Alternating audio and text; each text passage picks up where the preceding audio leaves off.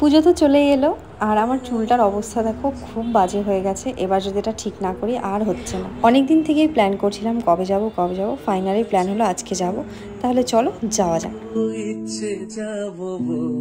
সেলুনটা যেহেতু আমার বাড়ির খুব কাছে তাই আমি দেখতে দেখতে খুব তাড়াতাড়ি সেখানে পৌঁছে যাই। এটা হলো শিলিগুড়ি ডাবগ্রাম মাঠের ঠিক পাশে পি অর্গানিক প্রফেশনাল সেলুন। তোমরা যারা শিলিগুড়িতে থাকো অবশ্যই এটা চিনে থাকবে। আর যাওয়ার সাথে সাথেই কিন্তু আমার ট্রিটমেন্ট শুরু হয়ে গেছিলো, কারণ আমি আগেই ফোন করে স্লটটা বুক করে নিয়েছিলাম, তাই আমাকে আর বেশিক্ষণ ওয়েট করতে হয়নি।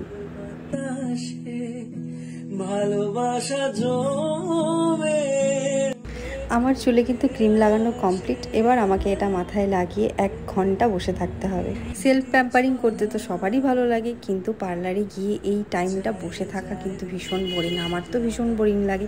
তোমাদের কাদের কাদের এরকম ফিল হয় অবশ্যই কমেন্টে জানাবে।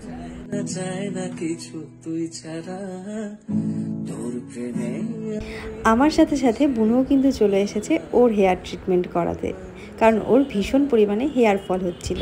এখান থেকে কিন্তু এর আগেও আমি অনেকবার সার্ভিস নিয়েছি। আমার ভীষণ ভালো লাগে, এখানে সবাই ভীষণ যত্ন সহকারে কাজ করে।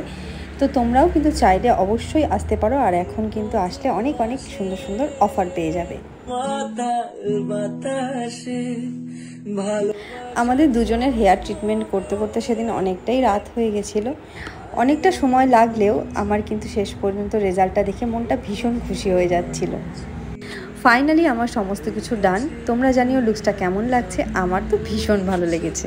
আর পার্লারে যেহেতু অনেকক্ষণ ছিলাম তাই প্রচণ্ড খিদে পেয়ে গেছিলো, তাই আর দেরি না করে পাশেই একটা মোমোর দোকানে চলে যাই। আর বুনু সেখানে গিয়ে অর্ডার দেয় ওদের দুজনের জন্য স্যুপ আর আমার জন্য চাউমিন।